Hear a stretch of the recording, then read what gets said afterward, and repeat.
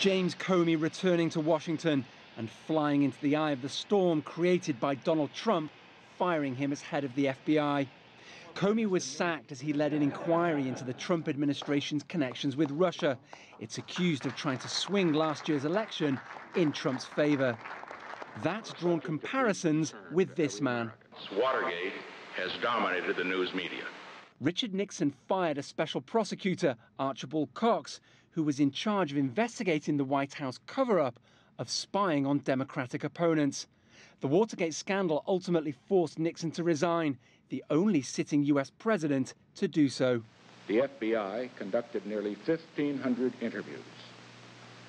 For 9 months, until March 1973, I was assured by those charged with conducting and monitoring the investigations that no one in the White House was involved.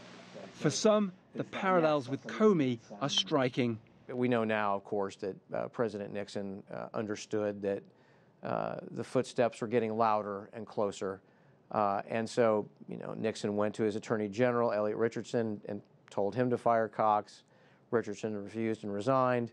He then went to Mr. Ruckelshaus, the Deputy Attorney General, who also refused and resigned.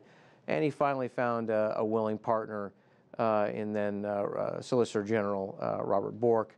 But that entire episode for Nixon only hastened his decline. The Nixon Library has pointed out Nixon never fired an FBI director. But Bill Clinton did in the early 1990s for ethical violations that included using a government aircraft for personal trips.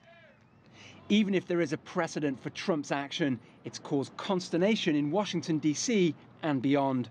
I think it's absolutely shocking, and it's very difficult to understand this administration and what they are doing.